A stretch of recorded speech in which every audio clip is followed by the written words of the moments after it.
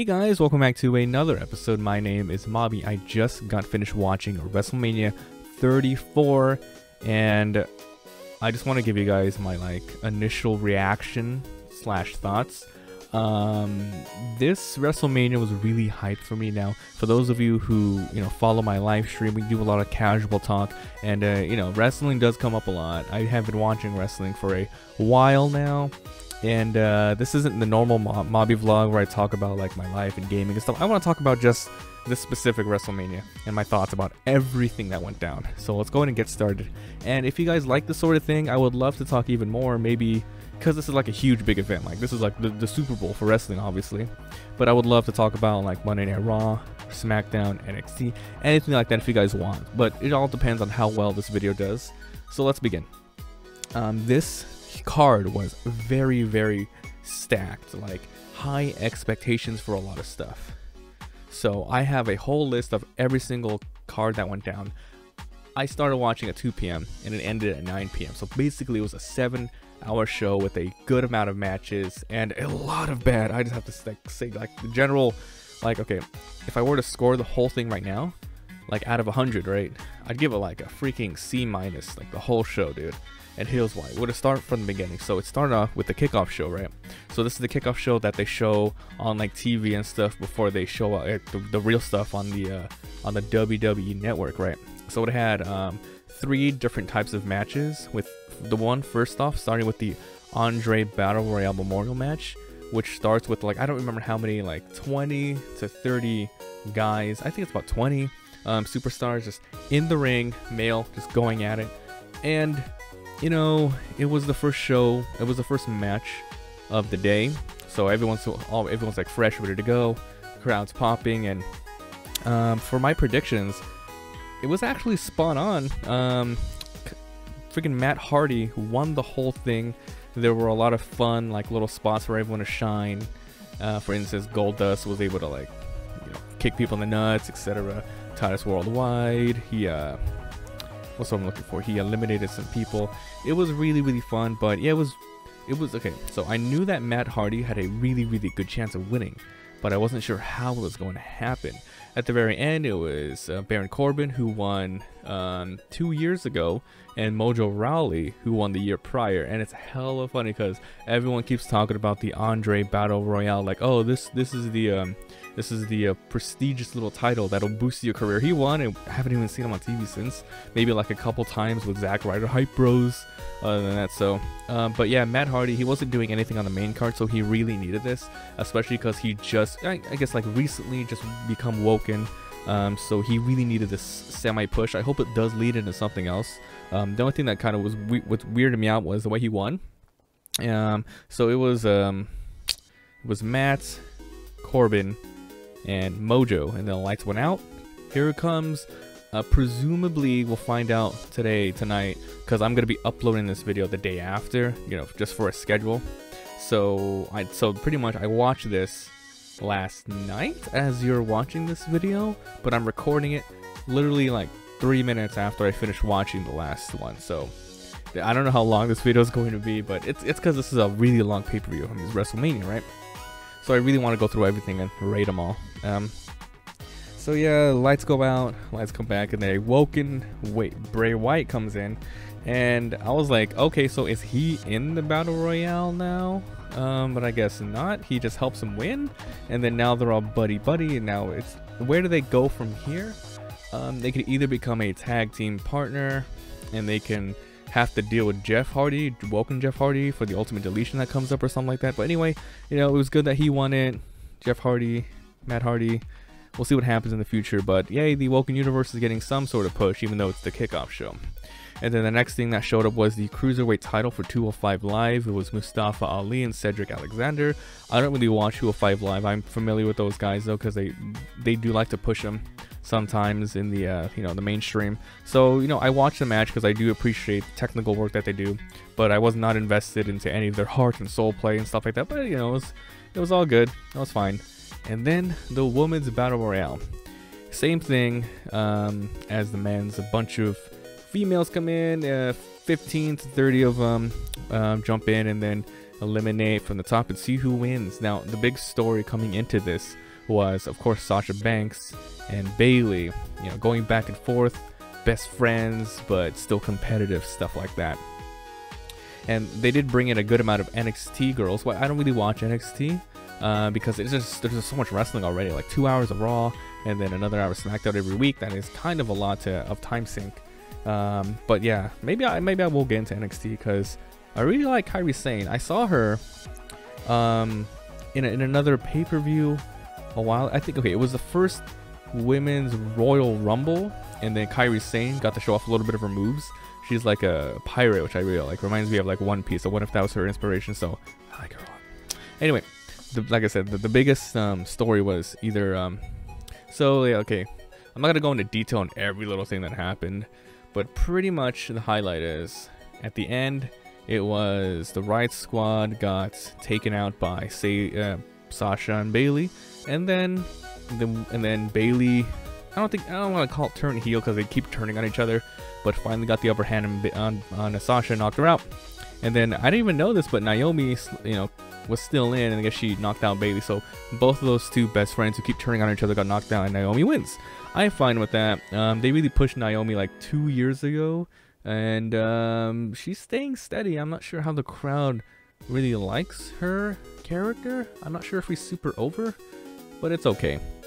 Okay, so now that the kickoff show is over, we have the first match of the main card, and it was the Intercontinental Championship. And it was The Miz, Seth Rollins, and of course, real Bullet Club leader, Balor Club leader, Finn Balor. And, oh, this was really good, actually, yeah. It was really good now that I think back of it. Remember, this was like 6 hours ago, guys. I watched so much wrestling in the past like 8 hours. So yeah, that was a really fun one. I remember Miz coming down and telling the Miz Twatch that he didn't need their help, that he's a new man, he's changed because he's just had his kid. But he ends up losing, obviously, and the winner surprised me. I was not expecting Seth Rollins to take the win. I was 100% certain that Finn Balor was going to win because he hasn't had much going on lately. I mean, I guess it makes sense because Seth did go crazy in that gauntlet match. I think lasting for about 40 minutes in a past Raw like a month ago. That was a really amazing performance, by the way. But I was sure that Finn was going to get it because he kind of got screwed out of the Universal title a while ago. So that kind of sucks. But yeah, Miz tried to go good and lost. So he'll either going to take a break to take care of his baby because he dropped the title. And he'll probably pick the title back up because I believe he was like 20 or so days away of being the most held collectively total days of Intercontinental Champion.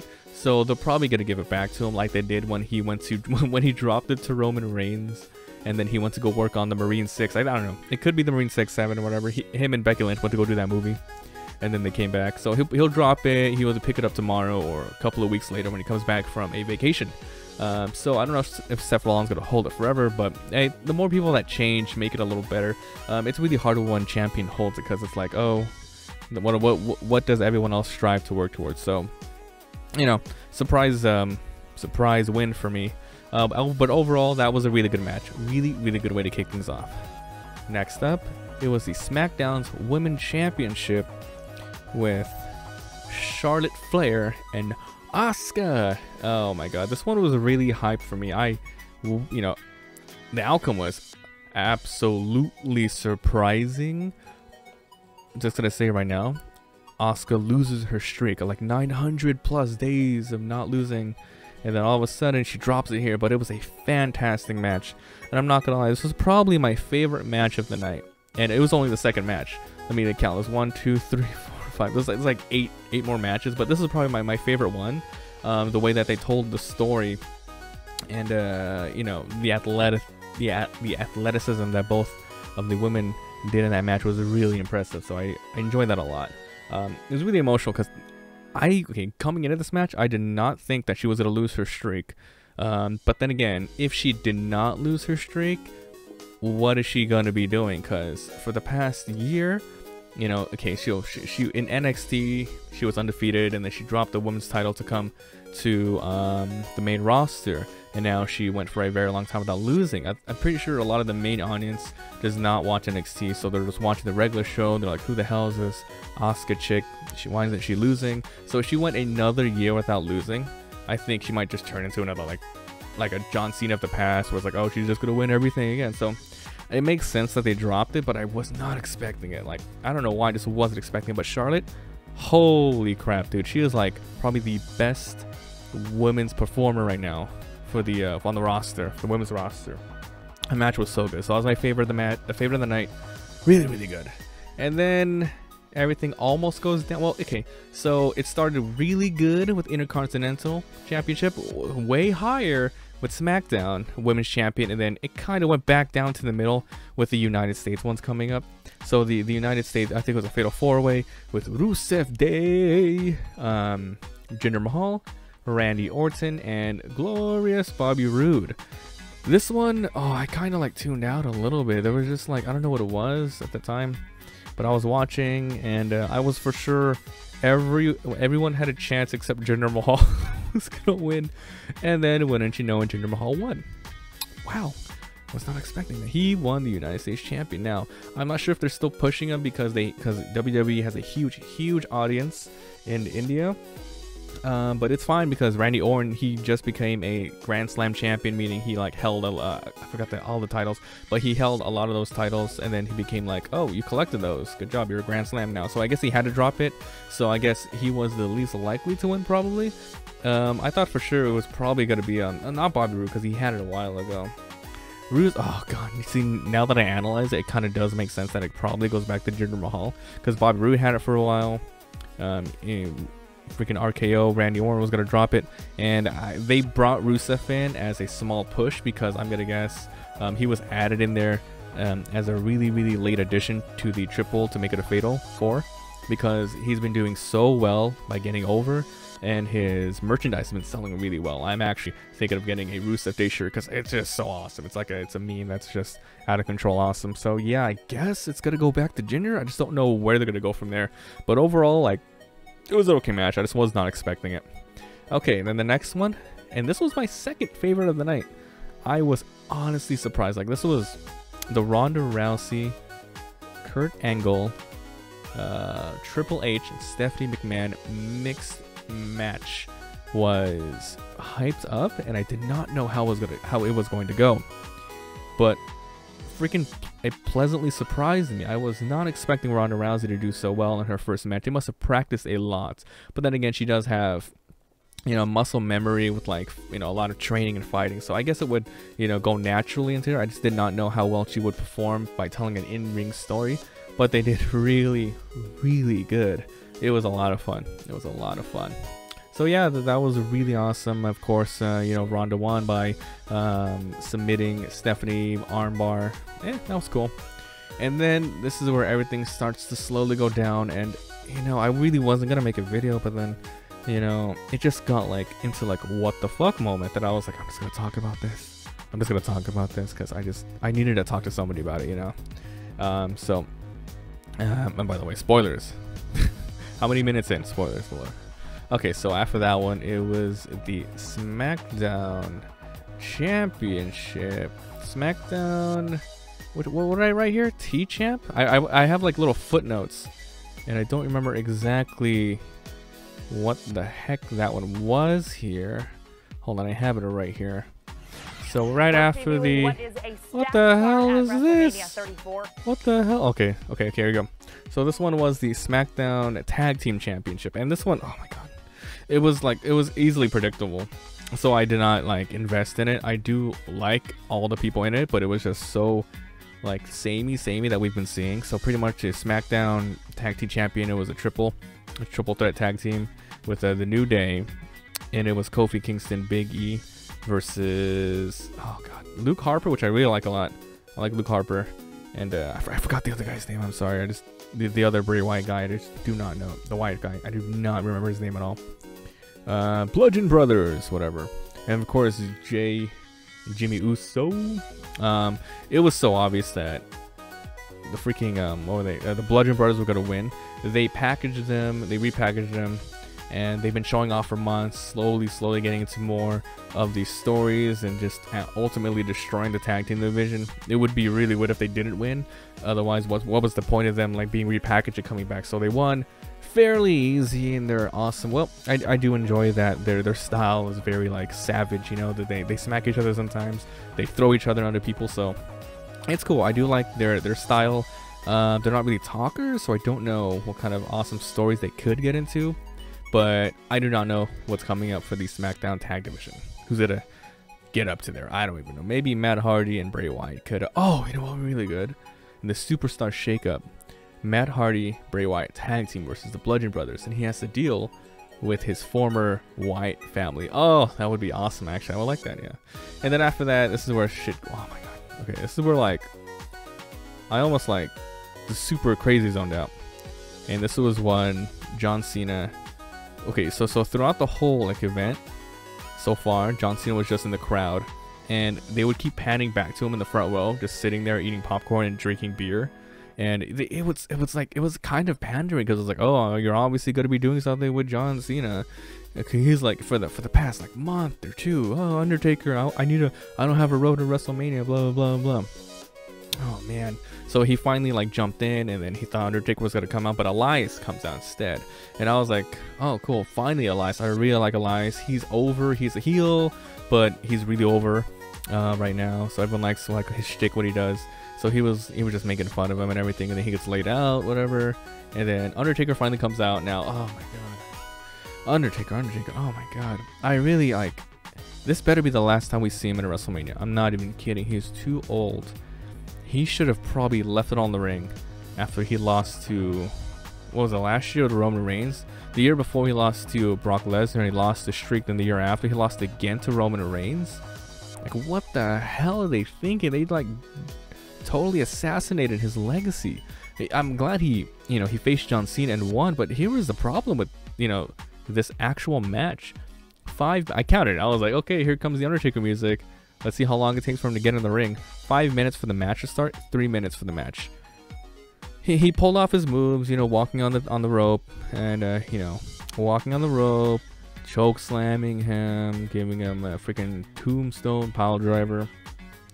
And then he did the tongue thing, and then he won. So I'm glad. I just hope this is the last one, because honestly, John was there to job him out, and there was no indication. There's no talking at the end where you think he's gonna retire. There's no, he didn't leave a hat in the ring or anything like that. So I mean, this is potentially open for more Undertaker performances, but he cannot do anymore, dude. Like, the man has done enough. Mark Calloway, give it up, dude. You are good. You are a legend, but please don't continue. You just, I don't know, man. I don't want to see you get hurt, nor do I want your legacy to be dirtied anymore like that it has. Maybe after the Roman Reigns, if they really wanted to get Roman Reigns over, they should have had him retire Undertaker, and then Undertaker like make some sort of mention towards him or something. Like they tried to do it with The Rock, it didn't work, but if Undertaker did it, it might. So that was that. I don't know what's gonna happen. Next up was a really good one. Daniel Bryan, Shane McMahon versus Kevin Owens and Sami Zayn. I really, really love Kevin Owens and Sami Zayn. I think they're really fun. I love all their ad-lib that they do on the mic. They really make everything more exciting and energetic. So yeah, I was excited to see Daniel Bryan come back into in-ring performance for this WrestleMania. It was a nice thing. I don't know how long ago they already knew that he was cleared for medical, so he can play, so he can fight, so he can wrestle. But it was like really good timing. That was a couple weeks before Mania. They probably knew a while ago, but of course they have to make a huge pop and get more sales. So they probably knew a while ago. But it was nice. So the whole thing was those two versus those two. If Kevin Owens, Sami Zayn lose, they are continued. They have a continued unemployment at SmackDown. But they keep saying, you will not be rehired in SmackDown, which makes me think they're just going to get hired in Raw, or something dumb is going to happen, on the next SmackDown. But yeah, it was really fun. At the beginning, obviously the huge pop was for Daniel Bryan, who's come back. And then before the match even started, they powerbombed him on the side of the apron, which was supposed to do a lot of damage. So he was out for like a good while, and then Shane McMahon was, holding the fort down. He had to, diverticulitis. Oh, I even remember the condition he had, diverticulitis. I don't remember what it is. I think it was something that Brock Lesnar had, and he was out for a while. But yeah, he had that, and then, you know, it's a basic storytelling. Those two heels beat up on the face for a while, and then the huge over face comes in and takes them out. So that was it. So they lost, Sammy and Kevin. So who knows what's gonna happen for them.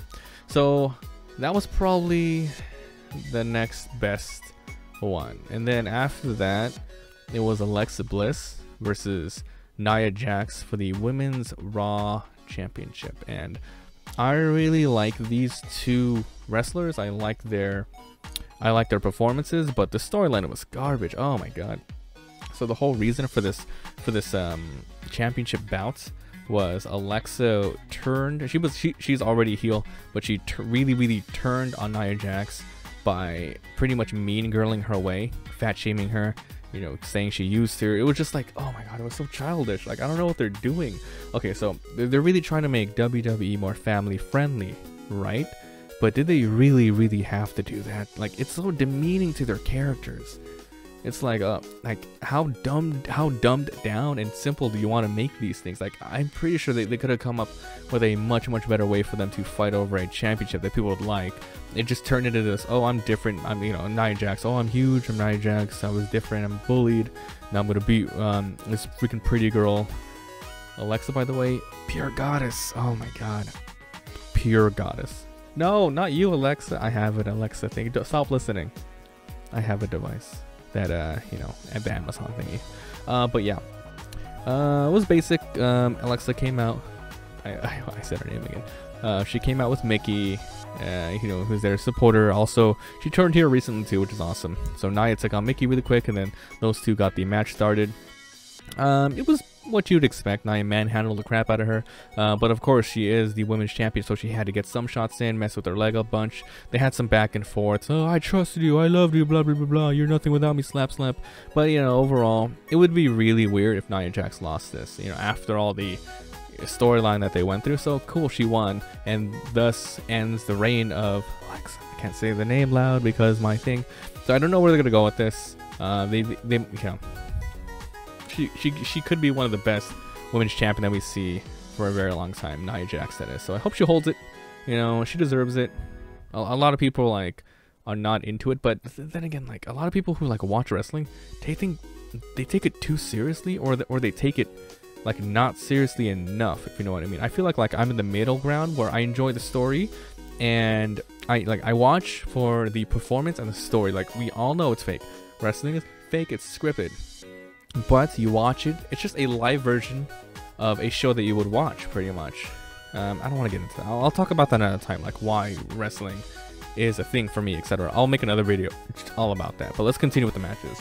Okay, so yep, Nia Jax won. Next up was, oh my god, AJ Styles and Nakamura. This was my most anticipated one, besides the Charlotte Flair and Asuka. This was the next one I really wanted to watch, because I really like these two, and I was awaiting their match so much. On April 1st, I think the New Japan Pro Wrestling released a video on their YouTube. It was AJ Styles versus Nakamura. I do not watch any New Japan Pro Wrestling, right? So I was like, what is this? So it was a match for them a while ago, a couple years ago, and it was when AJ was in the Bullet Club. It was like a Tokyo Dome match. It was those two. I watched like the first 5 minutes. I was like, I can't watch this. You know, it's obviously a different match, a different story. But I was like, I do not want to get any idea. I wanted the dream match, so I wanted to watch the Wrestlemania version, you know, that I was gonna watch now. So thank you, New Japan, for putting that up. But I was like, oh my god, I can't watch this. So I watched it. It was boring as fuck. Oh my god, I don't know what happened, and I know for sure it had nothing to do with the talents of AJ and Shinsuke. I believe that they were told to hold back like crazy and just tell the story at the end. So pretty much, you know, coming into this, I did not know. It was like pretty much a toss-up for me who was going to win, because Shinsuke has not done too much since he debuted like a year ago or so, and AJ has been like killing it. So I did not know who was going to actually win. Oh, but the match was really boring. Like, I was actually like disappointed because there's like 70,000 people in the crowd, and I'm pretty sure not all of those fans keep up. So if they're watching this fight and they don't know the history between Shinsuke and Shinsuke and AJ, they might just feel like, what the hell is this mid-card match garbage? So I was like watching and I was like, oh no, dude, like what is going on with this match? You're losing, if you're slowly losing my attention, who is a huge fan of those two. I'm pretty sure the rest of the audience or everyone watching at home is like, oh my god, this is garbage, you know, turn it off. And I don't know what happened. It was just really basic. It was like watching like a singles match on network television, SmackDown. The only good thing that came out of it was at the end, at the end they hugged like, oh, this was the craziest match ever, blah blah blah. Yeah, the fuck right. Like, I don't know, man. Like, they really held them back. It's not their fault. Pretty sure they told them, hold it. They're probably gonna do it for another pay-per-view or even build it up for another 365 days until they do like another match with them. But yeah, the best part at the end, I did not see this coming.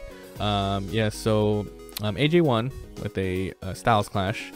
And it was really weird because I was like, okay, he got a phenomenal forearm on Shinsuke, and he also got a Styles Clash, but they didn't give him the Kinshasa. I was like, oh, come on, dude. But it made sense because he went heel. He freaking armed him in the nuts. AJ went down. He kicked him out of the ring. So, dude, I was not expecting Shinsuke to turn heel. I don't know how a lot of people feel about this, but I feel like this is a good move. Like, not a lot of crazy turns happened in the Wrestlemania. It was all predictable with the way that people acted, but this was the biggest, like, holy crap moment. Like, oh crap, they're turning him heel, which is awesome. I like that a lot. I mean, because he's like he's so over. He is so over, but he has nowhere to go if he does not get the title. So if he loses here, he might as well turn heel. So I can't wait to see where they go with that. So yeah, he turned heel, and I don't know what they're gonna do. They're probably gonna do something at the next pay-per-view, or they're gonna wait 365 days and have those two go at it and actually have a good fight. Like, this was supposed to be like a huge seller for the god dang WrestleMania card. This was the third to last match, which this should have been the main events, by the way. This should have been the main event and have them go straight out. But I don't know, a lot of people don't know them too well yet, but they do have a huge history in the indie and New Japan scene. So maybe they're just really building them up for the mainstream audience. 2 more matches after this, and oh my god, dude, oh my fucking god, this next one, I was so mad, dude. I watched it and I could not believe this was happening. Oh my god. Okay, so they've been building this one. They build everything for weeks, obviously, but this was a match like I really wanted this to work out well.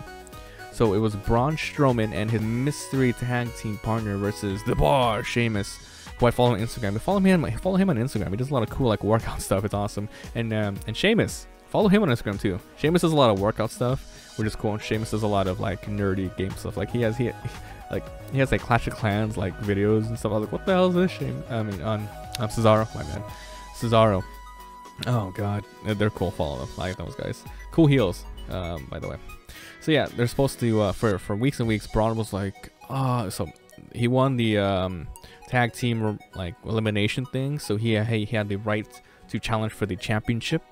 So, but he won it alone as a singles competitor in a tag team match. So then they were like, you can't do this until you have a tag team partner. So he's throughout the weeks he kept teasing who was it gonna be, you never found out until this exact match, or the minute before the match. Braun picks, and so many things are running through my head, and so many rumors are out there. Like, who could it be? Is it gonna be like someone upcoming from NXT who is going to debut on the main roster? That would be amazing. Or is it someone returning from an injury? Samoa Joe, Big Cass, even someone from WWE's past, Rey Mysterio. Who knows? And then Braun goes, "It's you!" He points toward the camera. And I was like, who the hell is he talking to? And then he turns around and goes, "Or you!" I go, uh-oh. And then he turns around again. He does another like 90-degree turn. "Or you!" He chose someone from the audience, and I was like, this is not going well. This is not going well. Now, I was like, this is gonna be terrible. But then I rewinded the clock. I was like, oh, this could be just like when Santino Marella debuted they picked him out of the audience to fight. I think it was Rikishi or Kali. It was one of those two to quick job to. They picked him out of the audience. He was like, oh, me? He was developmental talent. They picked him out. Like, it was all scripted, of course. So I was like, okay, cool. They're going to get some new developmental talent at least. But then he comes out, he like goes all over the place, and he goes, yo! The camera follows him, and he picks like a little kid. I was like, who the fuck is this? Oh, so he walks the little kid to the ring. 10, 12-year-old Billy, right? Billy. He has a name. I'm gonna call him Billy for now. So he walks him up to the ring. He's like shaking. He's shaking. He doesn't know what to do. He walks him up. So he's in Braun's corner, and they start the match. Oh, his name is Nicholas, by the way. What's your name, little man? Nicholas. And then, oh my god, I'm like, what the fuck? Okay, if this was a Make-A-Wish kid, fine, I understand that. But he did not look like one, and I'm pretty sure like this was for the longest time I thought this was not scripted, because it was a really basic role for whoever he picked to play. If it was anybody, they would have just stood in that corner while Braun single-handedly, defeated the Bar. But at one point Braun tagged him in, and then the kid went in, and then he quit, and then the kid turned around and tagged him back in. Like, that was scripted. Like, I don't think the kid knew to do that.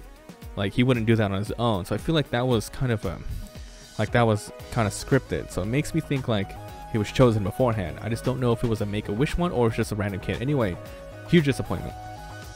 Like, I love Braun a lot. He's so over. He is extremely over, dude. He like Roman wishes he was that like over. But yeah, this a lot of people are mad. They were expecting at least like, dude, what if Dean Ambrose came back or something? Like, I would have loved that. A lot of like, before this WrestleMania, my biggest prediction was Elias would come back. Like, they have history, right? So I thought Elias would be his partner, but then after Elias got taken up by John Cena, which was Elias's big debut, woohoo! Wait, that wasn't his debut at Wrestle, right? Was it? I don't remember. Wanderer. Anyway, that was just really bad. So yeah, Braun won. So I don't know what they're gonna do with the tag team now. Nicholas, good job. They should give the kid the real one and bring it home. But then I don't know what to do. What the fuck can they do? I was just so mad at that point. I was so mad. I was like, there's so much potential, and they just threw it away. They built up to that, and then it comes into the final match now, which is the Universal Championship, which they've been building up for about 2 years, by the way. Roman Reigns versus Brock Lesnar. Now this was like, I did not know I can get more mad after the Braun fiasco, but then the ending to this thing. Okay, I'm just gonna walk you guys through it. So coming into it, Brock's a maniac. He's a crazy beast incarnate. Suplex City bitch. And the Roman Reigns, WWE tried so hard to get him over. Tried so hard to get Roman Reigns over. No one, like, maybe if they didn't force it, it might happen, but they shoved him down our throats, and now people don't like him. Me, for one, I'm neutral. I just want to see where his story goes, and I want to do I'm doing a kayfabe sort of like view on it. Like, I just want to follow his real media story, if he gets over or not. Like, so him versus the match was garbage, dude. The match was so bad. It was just like a Power Man type of thing. Starts out with a couple Superman punches, and then suplex cities, and then a bunch of stuff. It was a little weird though, because towards the end, so it was like really boring, like nothing crazy, nothing worth noting, except towards the end, and oh my god, during this time I was looking at the audience, like, and a lot of the audience was looking in one way, like okay, Brock was like beating on Roman, and a lot of the audience was like looking to the side, yay, looking to the side, yay. It makes me think that there was probably a beach ball. Like, someone did not give a crap about that match, so they had a beach ball and they're throwing it around, and that's why a lot of the audience likes to look around. It's really disrespectful. I hate when people do that, assholes. What they do with the one chant, douchebags. But oh god, I think they were doing that, but like they zoomed in so close that you couldn't like see the beach ball. So that was one thing to note. I think there was a beach ball floating around, and this was supposed to be a huge thing for like years and years. Brock has been knocking people out with the F5. When he uses one on them, they're out for good. GG, it's over. So Roman Reigns, his big old thing this WrestleMania match was he was going to kick out of the F5, which he did 5 times. Now the first time you do it, I don't, because like it's not a very crazy flashy move, the F5, or people just didn't really care about it, but Roman Reigns kicked out. And then I was like, oh crap, it's like he F5'd him. I was like, okay, this is it. He's gonna kick out. Here comes the big pop from the audience. No one gave a crap. I don't know if I just misheard it, but no one gave a crap about anything. The only thing that like laid mention to it was the commentators. I think Corey Grave was like, no one's kicked out of F5 before, or something like that. So this was supposed to be a huge leading up pop, but he kicked out of the F5 and no one gave a crap. He did it like 4 more times. He kicked out. No one gave a crap. And then this is what happened, which I don't know if this was a shoot or not. I'm sorry. I don't know if this was a kayfabe or not. Brock takes off his MMA gloves, right? He goes over. He topples Roman, and then he hits him with a couple elbows, I think it was. And then he bleeds like crazy. Now, I don't know if that was scripted, but then WWE does not, like, they're really trying to go super family now, so they don't want to, do any blood work at all. So I think, Brock Lesnar, oh, he also dropped a motherfucker, like they zoomed him on his face when he kicked out of the F5. Brock Lesnar was like, motherfucker, and then it beeped out, but obviously it was motherfucker, right? So I don't know, Brock Lesnar might be going like, oh, he's a badass, right? So he's going off, he's doing his own thing, cursing, whatever. And he even threw like the marquee sign at like the Portuguese announcers, and I was like, what an asshole, dude. Oh god, I don't know like how much of this is him trying to be heel and help Roman over, but then he hit Roman with a bunch of elbows to the forehead, and he started bleeding profusely. Like, this is the most blood I've seen on Roman. Like, it was like drenched, dude. It's like he got slashed or something. It was like, there's no way that was scripted. There was no way they would let that, the biggest stage of the year, so many eyes watching, they're trying to go family friendly, there was no way they would do that blood. I think Roman did not even know he was bleeding until he like saw it, and then he of course, you keep going, show must go on, so we kept going with it. It was all over his face. He was like, ah. And then the stupid unthinkable happens. This was supposed to be Roman's moment. Another F5 occurs, and guess what? He gets pinned 1, 2, 3, and then it's over. What the fuck? For years and years and years, this has been leading to Roman winning. It has been predictable. A lot of people were just waiting for it to happen. I don't know if this was scripted or not. I'm pretty sure it was, but maybe it was a last minute choice. Because rumor has it that Brock Lesnar's contract was going to end and he was going to continue to MMA. Why the fuck did Roman Reigns lose this one? It just doesn't make sense WWE story-wise. So I'm like so confused right now, and I can't wait until Monday Night Raw tonight on April 9th, so I can resolve some of these issues. So this was a really long Mobby vlog, but I just wanted to talk about this. So there's so many small little details I could have gone into for each and every one of these little what would you call these matches, right?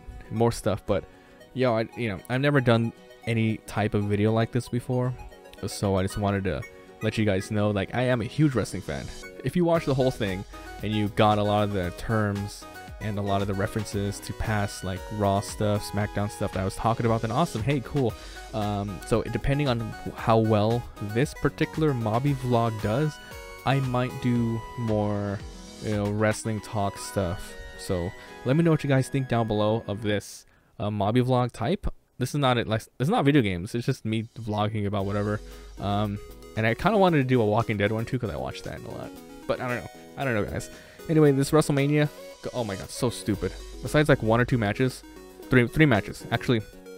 My favorites were the women's Charlotte Flair Asuka's match, hell yeah, and the Ronda Rousey one, hell yeah, and the Daniel Bryan one. Those are the 3. Other than that, everything was so bad.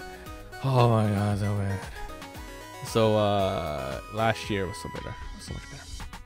Let me know what you guys think of this WrestleMania 34. Thanks for being here, thanks for watching, and I'll see you guys next time.